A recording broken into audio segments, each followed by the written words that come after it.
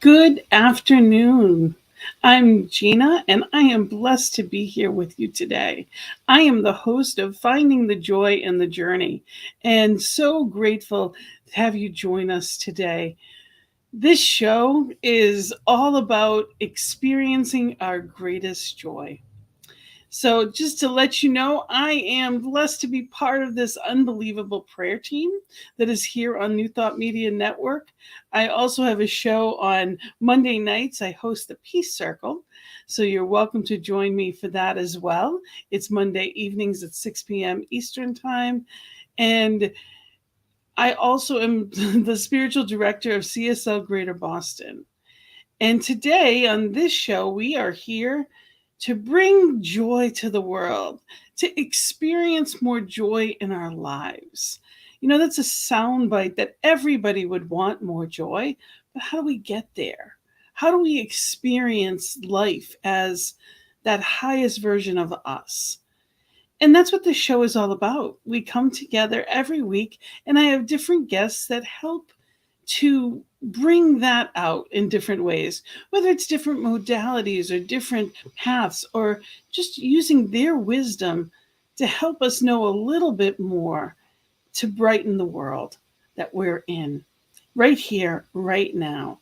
Tools and tricks and things that they've learned along the way that can help us experience more joy right now.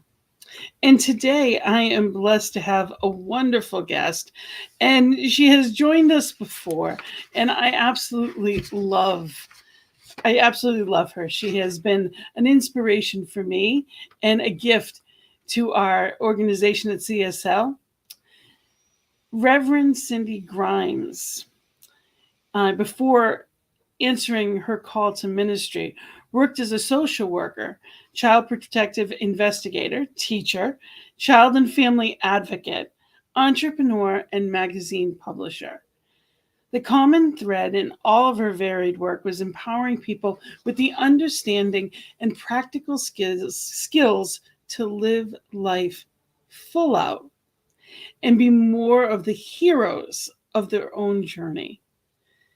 Being a wife, mother, and grandmother rounds out her life experience, injecting regular doses of joy, humor, and humility. Cindy graduated from Holmes Institute in 2015 and was ordained in 2019. She presently serves as spiritual director at the Center for Spiritual Living in Ocala, Florida, where she found the science of mind herself. Her focus ministry is developing and delivering programs that teach practical peace building principles that including social emotional learning skills, conflict transformation, and restorative practices for uses in schools, prisons, and businesses. spiritual communities, and at home. Cindy's vision is that New Thought communities throughout the world are known as peace builders. And I absolutely love that. So it is my blessing to introduce Reverend Cindy Grimes. Welcome to the Joy is Finding the Joy in the Journey. How are you today? Great. I'm great. My day started at 5:30 this morning to Wow. drive an hour away from home and go do a training in another county. And so it's already been a full day. But I it's bet. great. It's great. Yes. So the last time you were here, God bless you, you had the experience of COVID. You had just gotten over COVID and had gone through, I love our stardust in the background. You had just Yeah. gone through how it was that experience. You had gone through it a second time at that point. So what Yeah. was that experience for you? Did it bring anything up as far different than anything else that you'd ever experienced health wise? Oh, girl, it brought up so many things. And I actually ended up getting it three times. Three Oh my times. goodness. When we spoke, it was the second time. And then I was vaccinated and I got it another time. And Wow. yeah, yeah. And you know how we spiritual folks do? It's like, I'm on my journey, I'm doing my practices. Then I start beating myself up a little bit like, what is going on here, spirit? Tell me, what am I not getting that I have to keep getting hit with this thing? And so some soul searching, and there were some things, in fact, that I needed to to tighten up, to bring myself in integrity with promises that I made to myself, that I didn't keep. For one, when I got sick the first time, and I might have shared the story, I don't remember, but I made a promise to myself about my own my space, my office space and whatnot. And I have this tendency of putting myself on the back burner. So I have so many things going on. It's like, okay, I got to take care of work. I have to take care of, the family, the grandkids, this, that. And my stuff ends up on the, I'll take care of that later. I'll take care of that later. So, the second time with COVID, laying down in that same room, and some of it was cleared up, but it wasn't complete, and the third time it still wasn't complete. So it's like, how many times do you have to get knocked around to get the lesson? It's So it's yeah. yeah, it's important that we pay attention. It's important Yes, that we look at it as an opportunity rather than a punishment. exactly. And I had to move out of that too, right? That's not serving me to sit here and beat myself up. To say, what am I doing wrong? That's just taking you down that spiral the wrong way, the way you don't want to go. But acknowledge the lesson, see what's there, and then move on. So I didn't beat myself up too much the last time, but I was annoyed. I don't blame you. I don't blame you. It's an interesting time that we're living in. Mhm. It's a very interesting time, and everything is an opportunity. And if we look at it that way, okay, what is this here to teach me? We don't have to like it. I'd always want to mention that we don't have to like what it's here to show us, but it is important to at least acknowledge it, because the same stuff keeps happening if we don't acknowledge what's going on, if we don't do something different. So just the awareness of it makes us different, and there's a gift in it, regardless of what it looks like. Absolutely. Always. So thank you Always. for sharing that. I appreciate Sure. that. I think it's important too that we remember that, yes, this is about finding the joy in the journey. There are days that it will be hard to find. There are days that the experience isn't just doesn't seem to be there. You can be grateful but pissed at the same time. So I want to acknowledge that if you're having one of those days or experiences, wherever you are, realize that there's going to be days that don't feel joyful. Hang in there. They'll pass. It's not about bypassing it. It's not about pretending. The false cheerfulness got me sick. So it's really being in the place of wherever you are authentically. Exactly. Exactly. I take lessons from my grandkids. I just, kids feel what they feel. There's no apology about whatever it is. They just feel it and they allow it to move through and then it's done. But us, grown-ups supposed to know so much better, right? Well, I'm not going there. We don't go there. We don't talk about that. Or I'm not going to feel that. And it stays stuck until you acknowledge it. And sometimes it stays longer than if you had just let yourself feel whatever it is. If I'm angry, let myself feel angry. If I'm discouraged or depressed or annoyed with myself or whatever it is, like be with that. It's okay. These feelings are there for a purpose. And then you move on through. That's why they're called growing pains. There's going to be Right. times that it's uncomfortable, but that's what pushes us in a different direction. Yes. And the discomfort, if you can stay with it, often, it's really truly only a few seconds of that gut churning or whatever that thing is that you're dealing with. They don't stay that long. They really don't if you allow yourself to move through it. If you don't, it stays a lot longer. Every emotion I think of is like waves, especially the negative ones. If we try to resist or what we perceive as negative, so grief or sadness or whatever it may be that we're going through, it's an experience. It's not life, it's an experience in life. So if we allow ourselves to let the wave, just like the ocean, pass, it's not going Mhm. to take us under. But if we try to stand against the ocean, good Yep. luck. You Right. Right. You're gotta so ride right. the wave. You don't try Yeah. to stop it. Mhm. Mhm. Absolutely. So it's interesting as we go through life, and what I was just sharing with someone this morning, that the more I try to learn, the more that I go through and really, work to learn, the less I feel like I know and the less I care. I used to think it was so important that I knew these things and I knew better. And now I realize I don't know, and the more I know, the more I realize I don't know. And it's It, okay. it's a really interesting paradox. If this is what you know, right? This is what you know, and then you learn more, that circle gets bigger. And if the circumference of the circle is what you don't know, that also grows at the same time. Isn't that amazing? This outside here is getting bigger as what you know gets bigger. It's an Because our interesting perspective is paradox. further away. It's amazing. It's a gift though, because I'm not beating myself up. In your often my experience is, your teens and your 20s, you want people to think you know. And as I get older, I don't have anything to prove.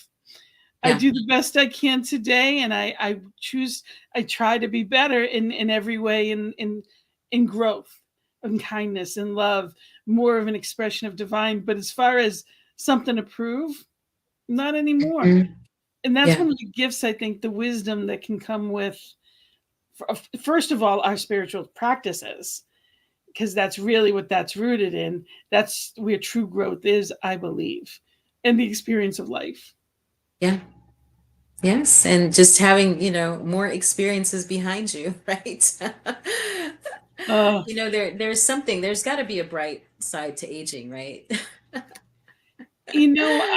I have never had I've my sister transitioned when she was 36, and it changed my thought about age instantly. Every day is a gift. So I don't worry when the calendar turns. One of my favorite affirmations is the rest of my life is the best of my life. It's exciting. It's all a gift. So I don't have that. It gave me the gift of perspective and in appreciation. So every year I get to be here. I don't have that worry of that it's getting higher. I never Right. experienced that because I look at it as a blessing. So everything It's it comes with a lot of gifts. Mhm, mhm. But I wanted to ask you, because there's so much that I love what you do. And I wanted to ask, peace builder. When you use the term, I love the term. I truly believe that, we're here to teach in terms of we're in religious science is a teaching. It's not, to me, it's not a religion, it's a science. It's a teaching that shows us how to live in this laboratory called life. And, what does that mean, peace builder? Well, I think there's levels of peace, right? There's peace within ourselves. There might be peace in relationships, peace, among nations. I mean, it just, right, it keeps rippling out. But the core of it is always right here, in ourselves. And for me, peace building is really and truly the science of being in good relationship, of being in relationship with people. Not to put a judgment on it, but um, there are things, there are practices and ways of being that just work better in the world, that bring more joy and more connection among us. And so that's what I think of as peace building. It's the science of being in relationship. Okay. In the nutshell, that's probably the smallest definition that I can give you. I always try to bring things down to their essence, because we teach spiritual practice, and we teach um, universal principles, right? Universal principles. So um, I'm always checking myself when I have ideas or concepts or whatever. Is this really universal, or is this just true for me? Is this true for all of us? And so I'm continually looking at that. And the experience of peace is there in potentiality for everybody all the time. That's a universal. And I think we're all looking for it on some level, but not everybody experiences it, either within themselves or in their relationships, because we've not been taught how to do it. I agree completely. That's the premise of the peace circle as well. It's, if I never knew what it was. I didn't know what inner peace was. It was a sound bite. It wasn't something that I didn't know how to meditate. Couldn't be still. I didn't know, there was always chaos in my life. When you're dealing with trauma and you don't know that you're dealing with trauma, you react rather than act. And I think it's so important that you bring to light what it really is, and what does a healthy relationship look like, and how do I choose to act consciously in all of my interactions with people. So I appreciate that. And how have you brought that into Ocala? Your home center. How has that worked? Oh, wow. Good question. I was introduced to the concept of peace building as peace building, like it was called that name, in really just in 2018 through the River Phoenix Center for Peace Building. I attended a workshop. Actually, it was an immersion experience, and it was 8 days long. It wasn't just a workshop, it was like a deep dive. And I'd met this woman, Heart Phoenix, and through mutual friends. And she asked me what I did, and I told her I have, Center for Spiritual Living. And she said, "Why do you have a Center for Spiritual Living? Why not have a peace building center?" I said, "What the heck is that? What's a peace building center?" She says, "Come to immersion." And fortunately for me, it was close enough that I could go and I could work my schedule so I could be there for that 8 or 9 days. But the gosh, the most amazing thing, it was like, a moment of destiny. It really felt like that, because the day before I embarked on this 8, 9 day experience, a young man took a shotgun into the high school where my kids had gone to school. Whew. And they had graduated. They weren't in the school at this time. But this kid was 19 years old, takes a shotgun into the school and fired it. I think it was a misfire. I think he dropped it. But I mean, hey, he's got a shotgun at school. This is, everybody's nightmare these days, right? So a teacher walks out of the classroom and sees him and recognizes him as one of her old students, and had a conversation with him, gave him a hug. I don't know what she did, but she talked him down, and he said, "I really need help." And so she basically held this kid, right, until the Whew. police could get there and disarm him, and diffuse the whole thing. So this happened in one school, and we live in a very large, geographically large area, right? I think Marion County in Florida is about the size of the state of Delaware, right? From one end of the county to the other. And the whole county shut down. Access in and out on the interstates was shut down. The whole place shut down. There were kids 25 miles away that were hiding in closets and under desks and in bathrooms, calling their parents saying, I love you. If anything happens to me, just know I love you. And I was just beside myself. How could this happen? This is like way too close for home. My kids are now grown and having their own kids, and I have the great blessing of having them all nearby. So my grandchildren are going to these schools, and here I am learning this whole new language of peace building and all these ideas that are, they're new, but they're not. They're new, but they're not. They have a different lens, a different frame, and at the end of that experience, they asked, what is something that would be easy for you to do? What's something that would be a stretch? And what's something that would be just like over the moon, amazing for you to do? So, quick answer to that: the easy thing I could do was take some of what had learned there, take a curriculum, and use it at the prison where I was volunteering. I was part of a Toastmasters group, and that was doing work in men's prison and a state prison again. So this is not a jail. There's a distinction, right? People in jail are usually there for a year or less. In prison, they could be there for life. And I had lots of guys that were lifers, and were choosing to be in these classes with me. I was doing science of mind stuff. I was doing all kinds of stuff with them. And I brought this peace building curriculum. Easy, right? The stretch would be to introduce this into my spiritual community, into Centers for Spiritual Living.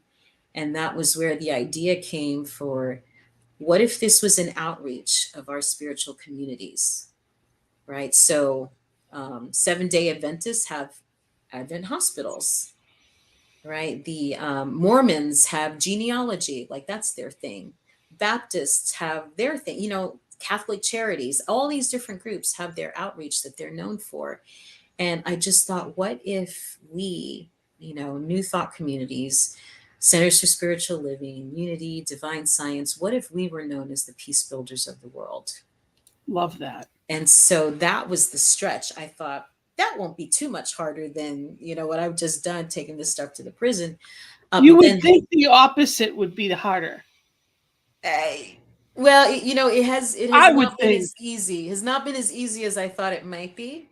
But then the last thing, the stretch, the thing that was going to be like amazing would be if we could have a peace building center in Ocala, which is a very different community than where I did the immersion. Like geographically, we're very close. Gainesville is, 45 minutes from Ocala. But Gainesville is a college town. It's very young. It's very progressive. Ocala is a retirement community, right? People come here after they've lived their lives, and they just want to enjoy their retirement. And so it's very different focus. And so I thought it would just be amazing to have a peace building center here in Ocala. So here I am now. This is 4 years later, and all of those things are in motion. All of those things have happening. I did start a 501c3 with another friend of mine who also attended the immersion. I've been slowly drip drip drip introducing this work in our communities and Centers for Spiritual Living, and it continues to grow, and I continue to learn, and it just keeps evolving. Yeah. How exciting. Mhm.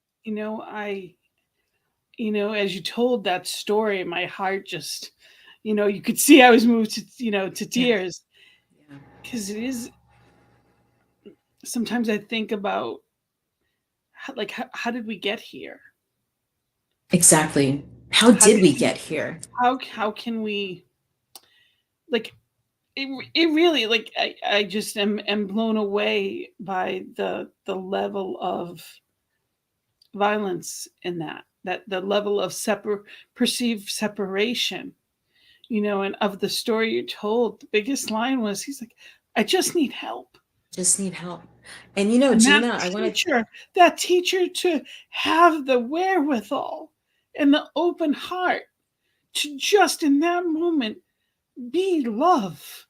yeah, let me tell you something, and I don't want this to take you over the edge in the wrong way, but this was so mind-boggling to me that this woman, this poor woman, was vilified for what she did. She was vilified in the local press. She had to fight to keep her job because she overstepped her boundaries. And there was lots of conversation around, she there were people who said, she could have put other kids in danger. And law enforcement got all the props. And I say that as a wife and mother of law enforcement officers. I have so much love and respect for them and what they do. But I know, and probably the people there, that experienced that know who Save the the hero day. was that day, Yeah. who saved the day. And instead of being congratulated for what she did, she was vilified. And that was a really sobering experience for me, Love to always realize that. wins. Love always wins. And when we act in that way, when we show up in that way, love always wins, regardless what it looks like on the outside. It's so important that we remember that. We remember that it's not about what it looks like in a moment. And sometimes some of the good things that, I mean, we've all had experiences that we did what we thought was the right thing and it ended up seemingly going wrong, but it was still the right thing. It just moved us from place to place. So, you know, I I am grateful for that example. And and I also appreciate your point of view where you're in law enforcement family and you understand how important they are. What they do is they is sacrificing, and they put themselves at risk, and there's a doing involved in that on the front line. And yet with that there's a separation of what's on the inside, that perception of us or them, or the perception of the only way is through instead of within. There's different ways of handling things. Conflict resolution is not about walking through something. It's about coming together. Yeah, Eh, it kind of is. It kind of is. It's the analogy I use is of a first responder. Let's say a firefighter, right? A firefighter goes into danger. Soldiers, police officers, they dive into the dangerous situation while everybody else is running the other way.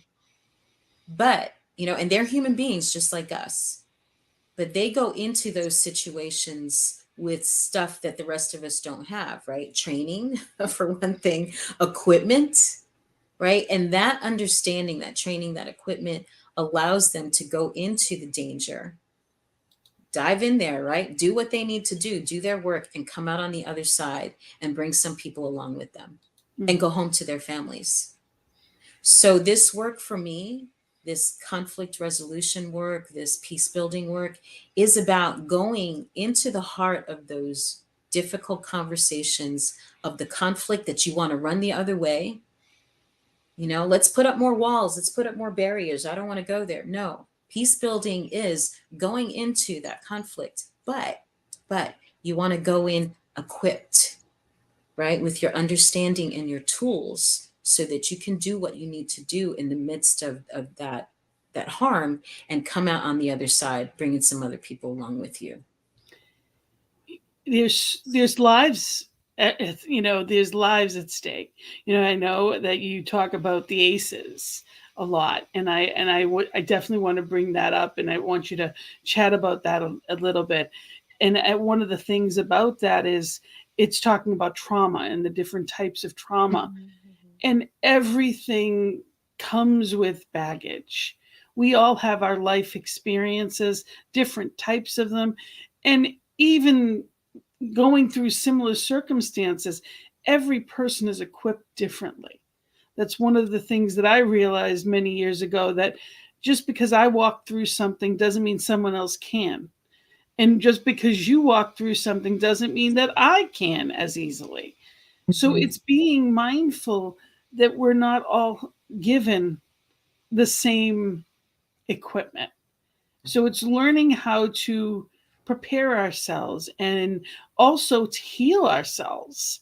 It's there's so many things that we're just told to get over, that Yep. it's so important that we need to find where the broken spots were, so we can fill in the potholes. We can kind of pamper ourselves and love ourselves, so that we're not spending our time fighting the wave. To use the analogy from the beginning, we're not pushing against, we're simply allowing the flow to go through without carrying it with us as baggage the rest of our lives. So, if you can explain a little bit about the ACEs to people, what are the ACEs? Yes, yes. So ACEs stands for Adverse Childhood Experiences. And the things that mold us, right? The things that help us be who we are. We all have experiences. Before we go into ACE, I want to just say a little something. Another analogy that I think is really useful is the analogy of an iceberg, right? That we human beings were like these icebergs, and if you know about iceberg, all you see is that little bit at the top, right? That's maybe 15% of the mass of this thing. And as human beings, what we see on the surface of one another is maybe 10%, 15%, whatever people want you to see or allow you to see or whatever. But underneath that behavior are all these needs and feelings and experiences and values and the things that in our past that we bring with us. And all of those things are drivers for our behavior, right? So we just see, we all have their universal needs that we all have. If you remember Maslow's hierarchy of needs, right? Mm-hmm. There's those things at the bottom. Every human being, this is the universal stuff, right? We need food, we need shelter, we need people to love us, we need a sense of belonging, all of these things we need. And when our needs are met, we have certain feelings that go with that. And then those behaviors that arise from those feelings are going to be in a certain direction. When our needs, our basic needs are not met, there's other feelings that go with that. And then other kinds of behaviors that come along with that. So one of the things that could be beneath the surface for probably everybody in some form or fashion are the experiences that we have as children. And so brilliant researcher, physician, I'm not sure he was into the research at that moment, but was working for Kaiser Permanente, the insurance company, and was working in an obesity clinic. So all of the patients were at least 100 pounds or more overweight. And he's doing psychosocials on these people, one after another, and he keeps hearing these stories of childhood abuse. And he had his light bulb moment, I think, in asking one of the patients. He said something. It was something to the effect of, "What did you weigh?" Or I don't remember if it was how old. Or no, it was, "What did you weigh?" I think your first sexual experience. And this woman said like 40 pounds. And he said, "No, your first experience." And she said, 40 pounds. And she broke down in tears. So obviously she was a small child. And that was the ooh, aha moment. So he and worked with another physician out of the Centers for Disease Control. And they came up with this scale of 10 things that a person could go through as a young person that could have impact on them in their lives later on. So it was physical abuse. Should I put this slide up? Sure, put it up. Yeah, that's good. So I won't forget any of them. Now, these are the ones, because this is expanded ACEs now. The original ACE scale was the stuff that's showing up inside of the tree that says number one, household. So if you experienced abuse physical or sexual abuse or emotional abuse, if you experience neglect on any of those levels, if there was dysfunction in your home, say your parents got divorced, or there was domestic violence and you saw one of your parents being physically assaulted, or even heard it. You didn't have to even be in the same room, you knew it was happening. If there was mental illness, if someone in your home was incarcerated, all of those things, as you can imagine, would cause some chaos, some problems in a person's home. So you deal with that, right? We all deal with it. But what they didn't realize was the effect that that would have on people years later. So you can go online and look up ACEs too high or anything. Just plug in adverse childhood experiences, and you'll see what the effect is of these things. So there's a whole slew of physical things that can happen to you 50 years later. You may have gone through this at 5, 6 years old. It never processed it. Somehow it's still in your system, and it shows up in people having to take antidepressants, in people not being able to hold down a job, in depression, in so many things, so many things. The social aspect of it. And then there's the physical stuff. You're more likely to have a heart attack, to have strokes, to have COPD. That was the one that blew my mind. COPD, you're 4 times more likely, or some crazy amount, 6 times maybe more likely to have COPD as a senior citizen, if you have an ACE score of 4 or more. I think that's what it was. Wow. Anyway, I was looking at that going like, why is that? I don't understand that. And a friend of mine who was a physical therapist we were having this conversation, and she goes, oh, that's easy. I said, well, enlighten me, please. She says, what do you do? What do we do when we're afraid? We hold our breath. Something hits you with fear. Yeah, you hold your breath, right? So there's no, I mean, I don't have any clinical evidence of this. I don't know that anybody's done the research of it, but imagine a child day in, day out, doesn't know what they're walking into, doesn't know, is mom in a good mood, is dad in a good mood, or maybe the bully is waiting for them, or who knows what is going on. And they're continually in this mode of like barely breathing. And then it shows up in their physiology when they're 50, 60, 70 years old. That's why I do the work that I do. And I say the word work lovingly. Like on myself, I really look for the deeper, the deeper, the deeper, the root, because I don't want to deal with it later. I want to deal with it now so that I have a later. I want to, dig up whatever might be there that it needed to be healed so that we can be that I can be in this place of walking in a room and putting positive energy into it. Because I am that fear analogy that you just gave. For me, I did not have the experience of fear, really didn't have, I mean, I didn't like spiders or bugs or, whatever, that kind of thing. That's different. Fear is really not being prepared for or afraid of what could happen. I did not acknowledge fear in my life till I was probably 30 years old. I didn't know how. I didn't allow it. For me, that was my coping mechanism. I was in such reaction from trauma for most of my life that I didn't know how to allow myself to fear. It wasn't that it wasn't there, it was that I didn't know how to acknowledge it. I just did it. If there was something to do, I didn't ask if I could, would, should, or how I'd feel about it. I just did it. And as a result of that, I definitely held my breath, and there's so many other things that came out of that. But I, to this day, have difficulty with breath work. I've had my lungs checked a million times, and they're perfect.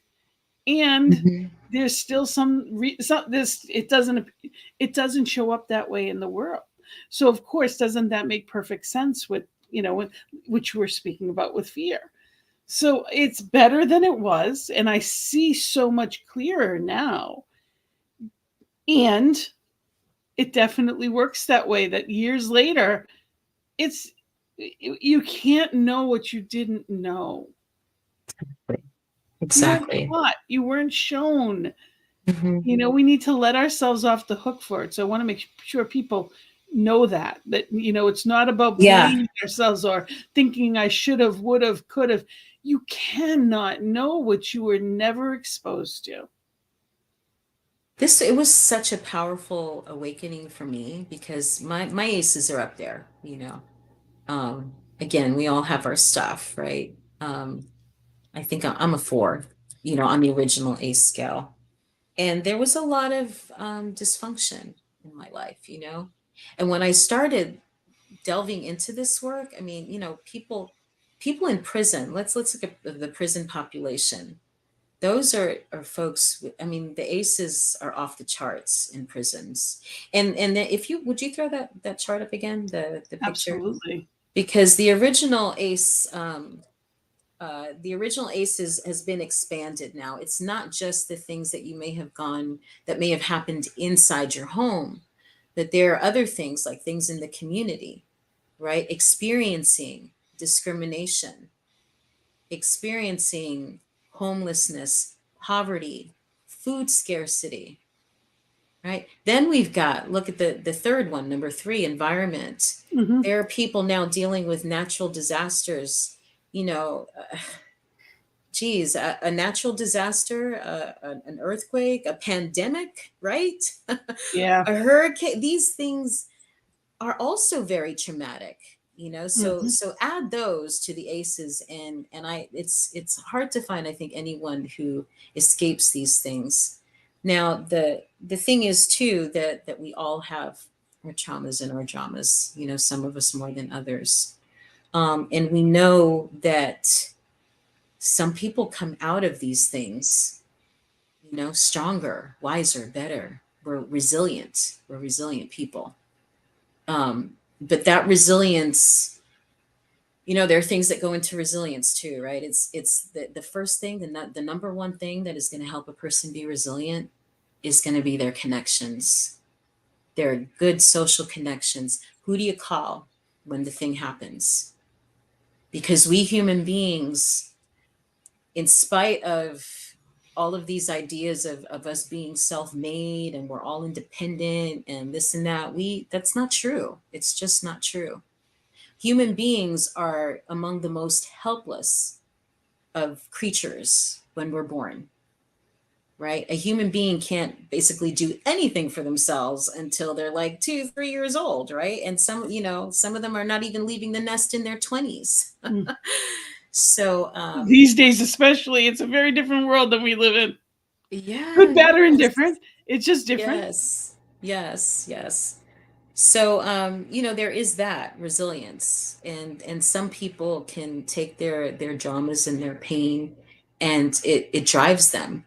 It helps them become stronger. Like me, it was really an integral part of me being who I am, and the work that I've done in my life was, I mean, it started unconsciously, I would say. When I was doing abuse investigations for Department of Children and Families, that's the hotline number when somebody calls and says, my neighbor is beating the hell out of their kids. You need to send somebody out there to take care of those kids. That was me. I'd show up with my little ID. Hello, there are allegations here, ma'am, that your boyfriend is beating your children. Can I see them? Can I meet your family? Like, I didn't realize when I was doing that work that I was working on myself at the same time, that it became an empowering thing for me. Eventually, after working through a lot of my stuff, I eventually had to leave that job because it triggered too many things inside of me. And I realized that I was not able to do my job to the level of effectiveness that I felt was necessary because there was too much of my own stuff clouding my judgment.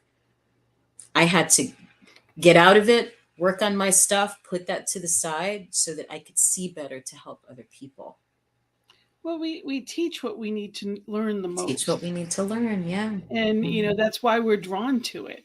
You can't tell me there's not a therapist out there that didn't have stuff that they needed to work through on their own. That's why they, or did work through, and that's why they ended up as therapists. Exactly. Everything is it's all cyclical, and it's all good, even when it doesn't seem good, because it can be used for good.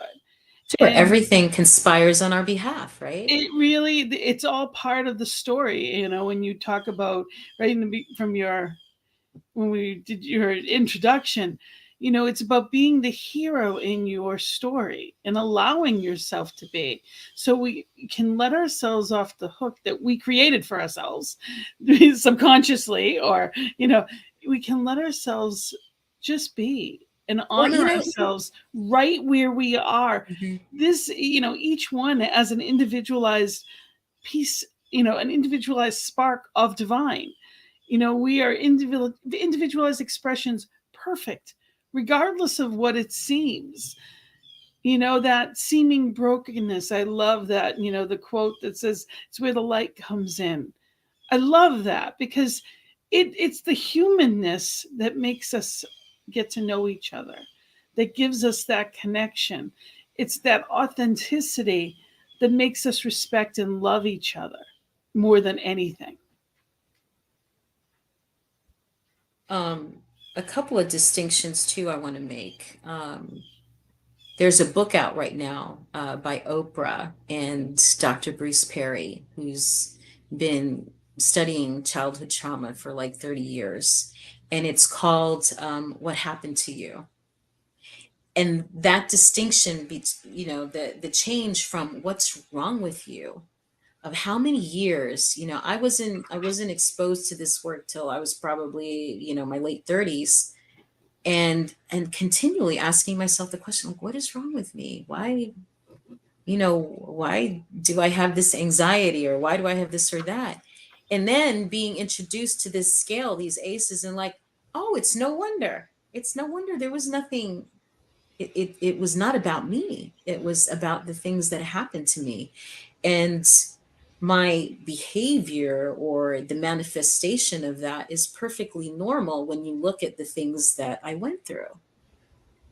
And it's not about blaming, it's not about shaming, it's also not about not taking responsibility or accountability, because it's what it is. Now, I, as a child, the other distinction I want to make, and anybody else who went through childhood trauma, um, didn't choose that. Hmm. Can't say we chose that. Now, in our philosophy, right, in our teaching, we're responsible for all of it on some level, is what we say. But to say that a child, is somehow responsible for the actions of their parents, or a caregiver, or someone else who did something awful to them, no, I don't agree with that. I don't buy that. However, the thing happened. The thing happened. And maybe there were people there to help you pick up the pieces. Maybe there weren't. The thing is, now it's your life, right? And Even you're, lemons can make yeah, lemonade. exactly. And if you're So over it's, what do you 18, do with it now? is what do you do with it now? So this was the hand I was dealt, and I'm going to make the best of it, It's right? so it's so important that we recognize an event is not who we are. Exactly. For me, my biggest trial through life has been my weight, and I can identify with everything you were saying as far as that as well. And just, I have done a lot of whether it counseling groups, whatever it may be, to know that I am not what I look like. Who and what I am is divine. This may be part of my experience in life, but it is not what I am. It is not a fraction of who I am unless I allow it to limit me. Exactly. So Hmm. it's being in the aware. It has been, definitely my biggest cross to bear, and my greatest teacher at the same time. I would not be who I am, or where I am, or what I am without the experience I had. So, as awful as much of it has been in many ways, in other ways, it is exactly what was needed to be what I believe needs to come into the world as me. So, there's no wrong. And I think, if we can leave people with anything, it's knowing that everything, as you said, conspires for our good, and that the universe has us, and that the only thing we ever need to really be in is now. So now what?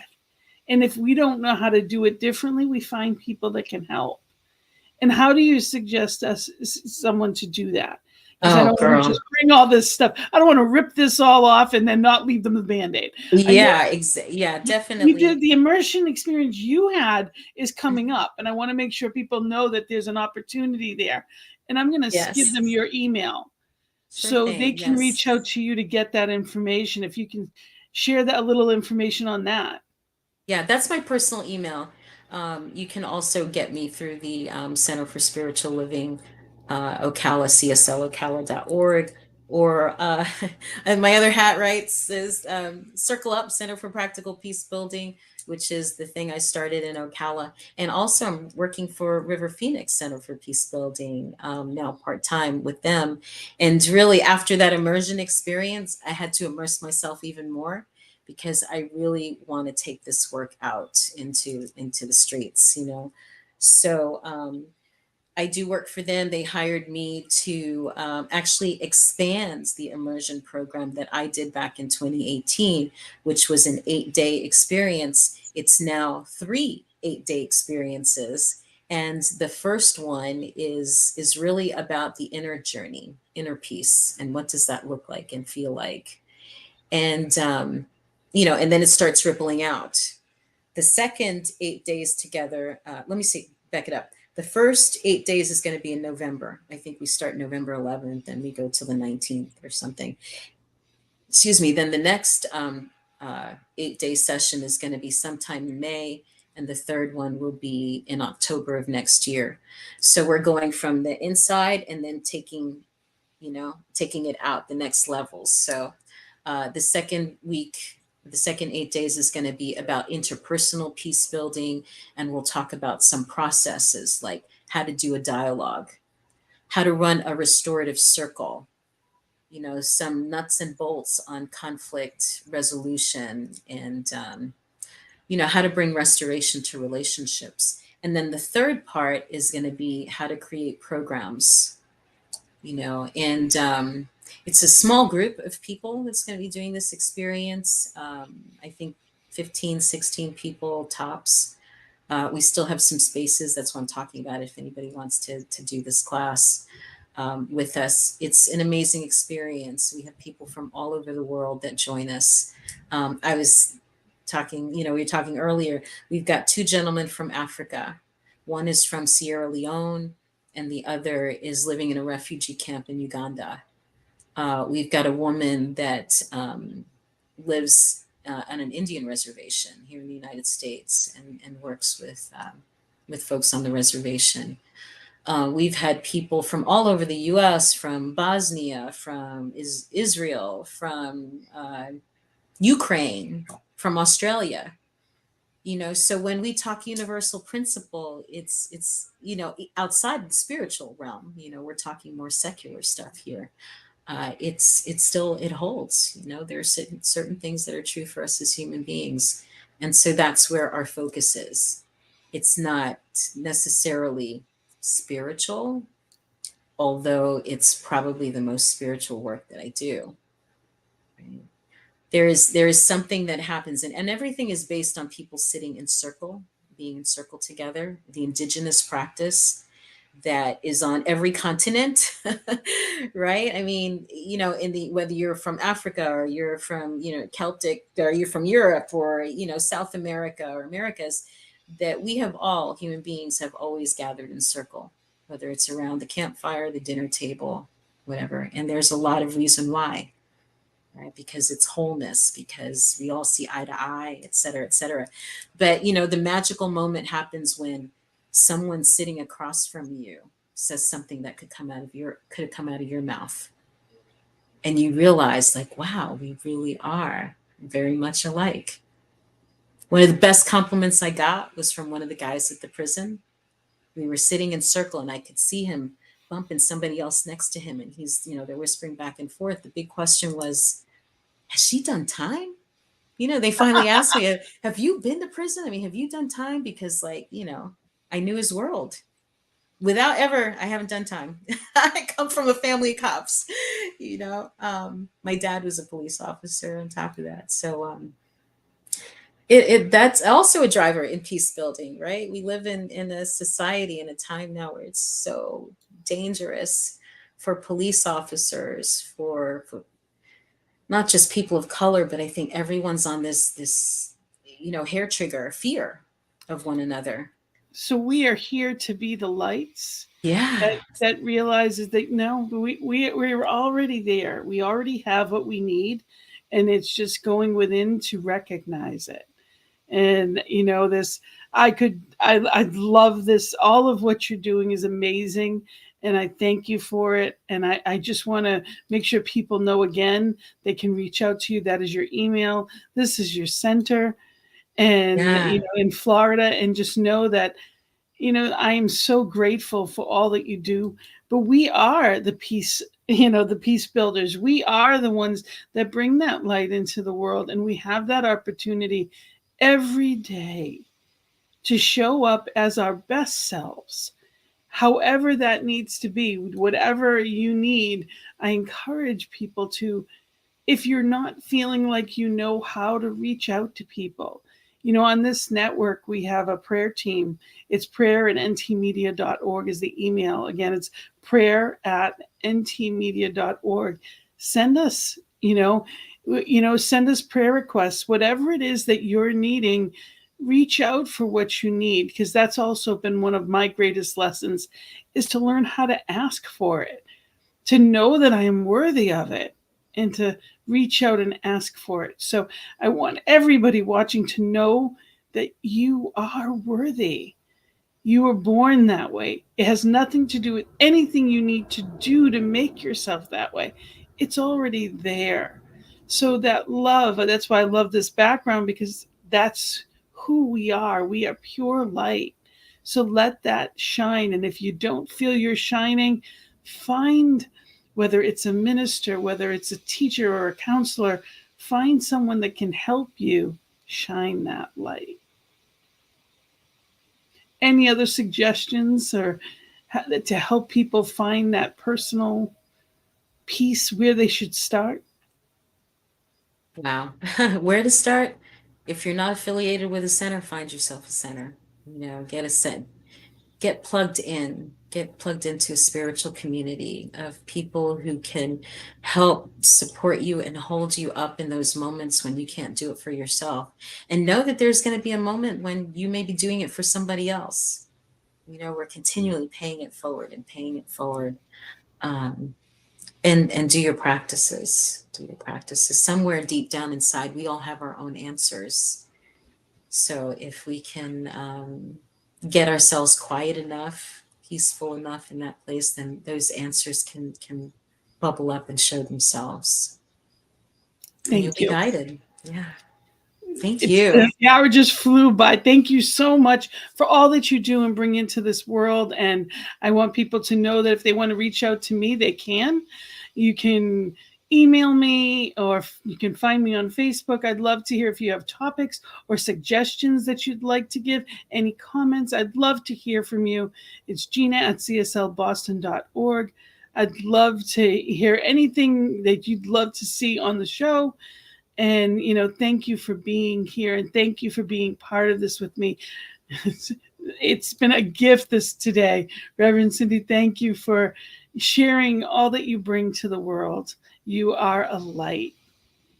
Thank you, Thank you Gina. so And much. and so are you, right? It takes one to know one. So Thank you. Thank you. I receive I that. love you, And my if you are best. not, if they're not part of us, if you're out there and you're not near a center, know that we have 6 different centers, including CSL Boston. I think you're on here too on Sundays, isn't Ocala? I was. I'm not on anymore, but I'm Okay, not right regrouping. now. I'm gonna bring something else. Yes, Okay, I so will, so yes. but there are 6 different centers here on Sundays. So there's a lot of virtual centers now. You do not have to be next door. There's a lot that happens. And I know for my center, we're here at 5 o'clock on Eastern time on Sundays. But Thursdays, we're going to be having Sacred Circle at 7. Starting this October 6th, it's weekly, and it is a 1 hour sacred conversation. So I encourage you. I will have more information coming up. But, check out on Thursdays our sacred conversations coming up. That's going to be, it's not on the network, but it is something that I would love that I'm excited about, and I want to invite people. It's important that we be part of community. It is important that we remember we are never, ever alone. So thank you. Beautiful. Thank Thank you so you. much, Rev Cindy. And I wish everyone a wonderful day, blessings and love, and enjoy this beautiful, I love this time of year. Enjoy, here we are stepping into fall here in New England anyway. It's getting cooler. It just reminds us that change is good. Change is always happening. It is part of life, and embrace the light within you. Do something fun, do something creative, and find your way to joy today. Blessings and love. Have a great week. Namaste. Namaste.